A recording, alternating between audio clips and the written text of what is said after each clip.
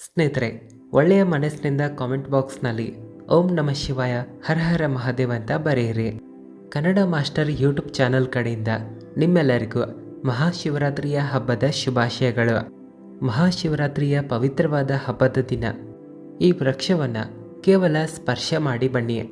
ಜೀವನದ ಎಲ್ಲ ಕಷ್ಟಗಳಿಂದ ನಿಮಗೆ ಮುಕ್ತಿ ಸಿಗುವುದರ ಜೊತೆಗೆ ಭಗವಂತನಾದ ಶಿವನ ಆಶೀರ್ವಾದದಿಂದ ಸುಖ ಶಾಂತಿ ನೆಮ್ಮದಿಯಿಂದ ನಿಮ್ಮ ಮನೆ ತುಂಬುತ್ತದೆ. ನಿಮ್ಮ ಆಸೆಗಳು ಈಡೇರುತ್ತವೆ. ನೀವು ಕೋಟ್ಯಾಧೀಶರೂ ಆಗುವಿರಿ.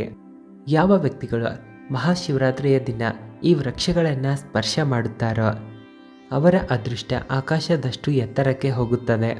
ಇಲ್ಲಿ ಯಾವ ಪೂಜೆ ಪಾಠವಿಲ್ಲದೆ ಎಲ್ಲ ಫಲಗಳು ಅವರಿಗೆ ಸಿಗುತ್ತವೆ. ಯಾವ ವ್ಯಕ್ತಿಗಳು ಮಹಾಶಿವರಾತ್ರಿಯ ದಿನ ಈ ವೃಕ್ಷಗಳನ್ನು ಮುಟ್ಟುತ್ತಾರೋ ಅಲ್ಲಿ ದೀಪಧೂಪಗಳನ್ನು ಹಚ್ಚದೆ ಪೂಜೆ ಪಾಠಗಳನ್ನು ಮಾಡದೆ ಈ ವ್ಯಕ್ತಿಯ ಅದೃಷ್ಟ ಬದಲಾಗುತ್ತದೆ. ಈ ವೃಕ್ಷಗಳು ಭಗವಂತನಾದ ಶಿವನಿಗೆ ಅತಿ ಪ್ರಿಯವಾಗಿದ್ದು ಈ ವೃಕ್ಷಗಳಲ್ಲಿ ಭಗವಂತನಾದ ಭೋಲೆನಾಥರ ದಿವ್ಯ ಶಕ್ತಿಗಳು ವಾಸ ಮಾಡುತ್ತವೆ. ಇಲ್ಲಿ ಯಾವ ವ್ಯಕ್ತಿಗಳು ಮಹಾಶಿವರಾತ್ರಿಯ ದಿನ ಈ ವೃಕ್ಷಗಳನ್ನು ಮುಟ್ಟುತ್ತಾರೋ ನಂತರ ಇಂಥ ವ್ಯಕ್ತಿಗಳು ಶ್ರೀಮಂತರಾಗೋದನ್ನು ಜಗತ್ತಿನಲ್ಲಿರುವಂಥ ಯಾವ ಶಕ್ತಿಗೂ ತಡೆಯಲು ಸಾಧ್ಯವಾಗೋದಿಲ್ಲ. ಹೌದು ಸ್ನೇಹಿತರೆ, ನಮ್ಮ ಸನಾತನ ಧರ್ಮದಲ್ಲಿ ಇಂದಿನಿಂದಲ್ಲ ಸಾವಿರಾರು ವರ್ಷಗಳಿಂದ ಮರಗಿಡಗಳ ಪೂಜೆಯನ್ನು ಮಾಡುತ್ತಾ ಬಂದಿದ್ದಾರೆ. ಶಾಸ್ತ್ರಗಳಲ್ಲಿಯೇ ಬರೆದಿದ್ದಾರೆ. ಇಲ್ಲಿ ಹಲವಾರು ಯಾವ ರೀತಿಯ ಮರಗಿಡಗಳಿವೆ ಅಂದರೆ ಇವುಗಳಲ್ಲಿ ಹಲವಾರು ದೇವಾನು ದೇವತೆಗಳ ವಾಸ ಇರುತ್ತದೆ.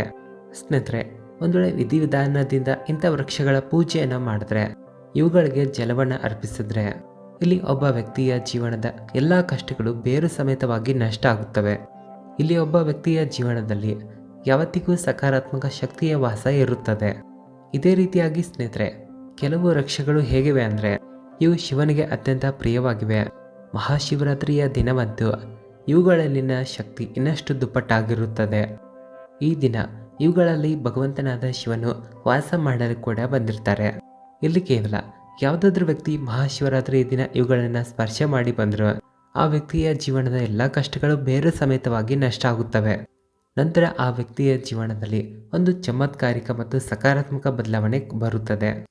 ಸ್ನೇಹಿತರೆ, ಈ ಮಹಾಶಿವರಾತ್ರಿಯ ಹಬ್ಬದ ದಿನವೇ ಭಗವಂತನಾದ ಶಿವನು ತಾಯಿ ಪಾರ್ವತಿ ದೇವಿಯೊಡನೆ ವಿವಾಹವಾಗಿದ್ದರು. ಇದೇ ಒಂದು ಕಾರಣದಿಂದಾಗಿ ಶಾಸ್ತ್ರದಲ್ಲಿ ಈ ರೀತಿ ಹೇಳಿದ್ದಾರೆ: ಮಹಾಶಿವರಾತ್ರಿಯ ದಿನ ಯಾವ ವ್ಯಕ್ತಿಗಳು ಬ್ರಹ್ಮ ಮುಹೂರ್ತದಲ್ಲಿ ಬೇಗನೆ ಎದ್ದೇಳುತ್ತಾರೋ, ಇಡೀ ದಿನ ವ್ರತವನ್ನು ಮಾಡ್ತಾರೋ, ಯಾವುದಾದ್ರೂ ಪವಿತ್ರವಾದ ನದಿಯಲ್ಲಿ ಹೋಗಿ ಸ್ನಾನ ಮಾಡ್ತಾರೋ ಖಂಡಿತವಾಗಿ ಅಂಥ ವ್ಯಕ್ತಿಗಳಿಗೆ ಭಗವಂತನಾದ ಶಿವನು ತಮ್ಮ ಆಶೀರ್ವಾದವನ್ನು ಕೊಡುತ್ತಾರೆ. ಇಲ್ಲಿ ಆ ವ್ಯಕ್ತಿಯ ಮನಸ್ಸಿಚ್ಛೆ ಹೇಗೆ ಇದ್ದಾರೋ ಅವುಗಳನ್ನು ಪೂರ್ತಿ ಮಾಡ್ತಾರೆ. ಆದರೆ ಸ್ನೇಹಿತರೆ, ಒಂದು ವೇಳೆ ಮಹಾಶಿವರಾತ್ರಿಯ ದಿನ ನಿಮಗೆ ಯಾವುದಾದ್ರೂ ಪವಿತ್ರವಾದ ನದಿಗಳಲ್ಲಿ ಹೋಗಿ ಸ್ನಾನ ಮಾಡಲು ಸಾಧ್ಯವಾಗಲಿಲ್ಲ ಅಂದರೆ, ಬ್ರಹ್ಮ ಮುಹೂರ್ತದಲ್ಲಿ ಎದ್ದೇಳಲು ಸಾಧ್ಯವಾಗಲಿಲ್ಲ ಅಂದರೆ, ಇಡೀ ದಿನ ನಿಮ್ಮಿಂದ ವ್ರತ ಪೂಜೆಗಳನ್ನು ಮಾಡಲು ಸಾಧ್ಯವಾಗಲಿಲ್ಲ ಅಂದರೆ ಇಲ್ಲಿ ಕೇವಲ ಶಿವಪುರಾಣದ ಅನುಸಾರವಾಗಿ ಸರಿಯಾದ ಸಮಯದಲ್ಲಿ ಆ ವೃಕ್ಷಗಳನ್ನು ಸ್ಪರ್ಶ ಮಾಡಿ ಬಂದರು ಇವುಗಳ ಬಗ್ಗೆ ಇಂದಿನ ಈ ವಿಡಿಯೋದಲ್ಲಿ ನಾವು ನಿಮಗೆ ತಿಳಿಸ್ಕೊಡ್ತೀವಿ. ಕೇವಲ ಎಷ್ಟು ಚಿಕ್ಕ ಉಪಾಯ ಮಾಡಿದ್ರೂ ಕೂಡ ನಿಮ್ಮ ಮನಸ್ಸಿಚ್ಛೆ ಹೇಗೆ ಇದ್ದರು, ಉದಾಹರಣೆಗಾಗಿ ತುಂಬ ದಿನಗಳಿಂದ ನಿಮ್ಮ ವಿವಾಹ ತಡ ಆಗ್ತಾ ಇದ್ದರೆ ನಿಮ್ಮ ವಿವಾಹ ಆಗುತ್ತದೆ, ನೌಕರಿ ಹುಡುಕ್ತಾ ಇದ್ದರೆ ನೌಕರಿ ಸಿಗುತ್ತೆ, ಬಿಸ್ನೆಸ್ ಹಾಗೂ ವ್ಯಾಪಾರಗಳು ನಡೀತಾ ಇಲ್ಲ ಅಂದರೆ ಅವು ಚೆನ್ನಾಗಿ ನಡೆಯುತ್ತವೆ, ನಿಮ್ಮ ಜೀವನದಲ್ಲಿ ಬರುವಂಥ ಧನ ಸಂಪತ್ತಿನಲ್ಲಿ ವೃದ್ಧಿಯಾಗುತ್ತದೆ. ಶಿವನ ಆಶೀರ್ವಾದದಿಂದ ನಿಮ್ಮ ಮುಂಬರುವಂಥ ಸಮಯ ಕಲ್ಯಾಣಕಾರಿಯಾಗಿ ಇರುತ್ತದೆ. ಸ್ನೇಹಿತರೆ, ಒಂದು ಮಾತನ್ನು ನೆನ್ಪಿಟ್ಕೊಳ್ಳಿ.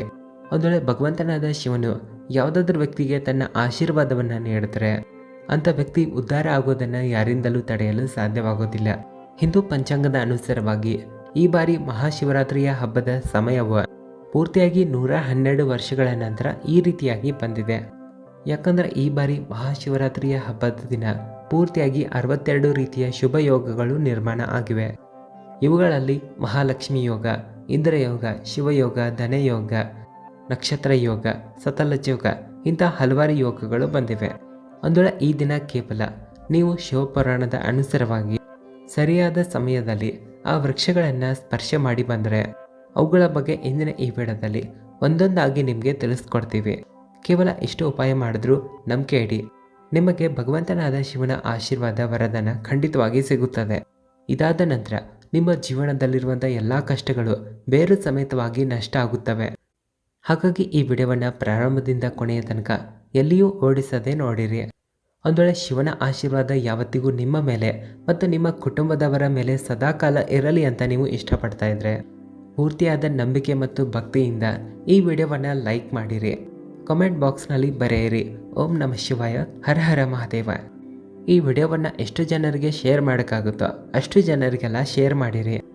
ಈ ಮೂಲಕ ಅವರಿಗೂ ಸಹ ನಿಮ್ಮಿಂದ ಒಳ್ಳೆಯದಾಗಲಿ. ಶಿವಪುರಾಣದಲ್ಲಿ ಈ ರೀತಿ ತಿಳಿಸಿದ್ದಾರೆ, ಒಂದು ವೇಳೆ ನೀವು ಜನರಿಗೆ ಸಹಾಯವನ್ನು ಮಾಡಿದ್ರೆ ದೇವಾನ ದೇವತೆಗಳ ಆಶೀರ್ವಾದ ಯಾವತ್ತಿಗೂ ನಿಮಗೆ ಸಿಗುತ್ತದೆ. ಹಾಗಾಗಿ ಈ ವಿಡಿಯೋವನ್ನು ಲೈಕ್ ಮಾಡಿ, ಎಷ್ಟು ಜನರಿಗೆ ತಲುಪಿಸಲು ಸಾಧ್ಯವಾಗುತ್ತೋ ಅಷ್ಟು ಜನರಿಗೆ ಶೇರ್ ಮಾಡಿರಿ. ಸ್ನೇಹಿತರೆ, ಯಾವತ್ತಿಗೂ ಅದೃಷ್ಟ ನಿಮ್ಮ ಜೊತೆ ಇರಲಿ ಅಂತ ನೀವು ಇಷ್ಟಪಡ್ತಾ ಇದ್ರೆ ಯಾವ ಕೆಲಸ ಕಾರ್ಯಗಳನ್ನು ನೀವು ಪ್ರಾರಂಭ ಮಾಡ್ತೀರೋ ಅವುಗಳಲ್ಲಿ ಯಶಸ್ಸು ಸಿಗಲಿ ಅಂತ ನೀವು ಇಷ್ಟಪಡ್ತಾ ಇದ್ರೆ ಈ ಮಹಾಶಿವರಾತ್ರಿಯ ನಂತರ ನಿಮ್ಮ ಎಲ್ಲ ಕಷ್ಟಗಳು ಬೇರೆ ಸಮೇತವಾಗಿ ನಷ್ಟ ಆಗಲಿ ಅಂತ ನೀವು ಇಷ್ಟಪಡ್ತಾ ಇದ್ರೆ ಮುಂಬರುವಂಥ ಸಮಯದಲ್ಲಿ ನೀವು ದುಃಖ ಕಷ್ಟಗಳನ್ನು ಎದುರಿಸಬಾರ್ದಂದ್ರೆ ಇಲ್ಲಿ ಕೇವಲ ನೀವು ಮಾಡಬೇಕಾಗಿರೋದಿಷ್ಟೇ. ಈ ಮಹಾಶಿವರಾತ್ರಿಯ ದಿನ ಮುಂಜಾನೆ ನೀವು ಚೆನ್ನಾಗಿ ಸ್ನಾನ ಮಾಡಬೇಕು. 1 ಲೋಟ ಜಲವನ್ನು ತೆಗೆದುಕೊಳ್ಳಿರಿ. ನಿಮ್ಮ ಮನೆಯ ಹತ್ತಿರ ಯಾವುದಾದ್ರೂ ಬಿಲ್ವಪತ್ರೆ ಮರ ಇದ್ದರೆ ಅಲ್ಲಿಗೆ ನೀವು ಹೋಗಬೇಕು. ಸ್ನೇಹಿತರೆ, ಇಲ್ಲಿ ನಾವು ನಿಮ್ಗೆ ಹೇಳ್ಬೇಕಂದ್ರೆ ಬಿಲ್ವಪತ್ರೆ ಮರ ಒಂದು ಯಾವ ರೀತಿಯಾದ ವೃಕ್ಷ ಆಗಿದೆ ಅಂದರೆ ಇದರ ಪ್ರತಿಯೊಂದು ಎಲೆಗಳಲ್ಲಿ ಭಗವಂತನಾದ ಶಿವನ ವಾಸ ಇರುತ್ತದೆ.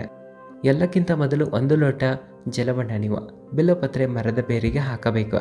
ಬಿಲ್ವಪತ್ರೆ ಮರದ ಮುಂದೆ ಭಗವಂತನಾದ ಶಿವನ ಬೀಜ ಮಂತ್ರವನ್ನು 108 ಬಾರಿ ಜಪ ಮಾಡಬೇಕು. ಈ ಬೀಜ ಮಂತ್ರವು ಈ ರೀತಿಯಾಗಿ ಇದೆ: ಶ್ರೀ ಶಿವಾಯ ನಮಸ್ತುಭ್ಯಂ. ನಾವು ಮತ್ತೊಮ್ಮೆ ರಿಪೀಟ್ ಮಾಡ್ತೀವಿ, ಕೇಳಿ. ಶ್ರೀ ಶಿವಾಯ ನಮಸ್ತುಭ್ಯಂ. ಕೇವಲ ಇಷ್ಟು ಉಪಾಯವನ್ನು ನೀವು ಮಾಡಿದ್ರೆ ನಂಬಿಕೆ ಇಡಿ ಸ್ನೇಹಿತರೆ, ಸಾಕ್ಷಾತ್ ಶಿವನ ಆಶೀರ್ವಾದ ನಿಮಗೆ ಸಿಗುತ್ತದೆ.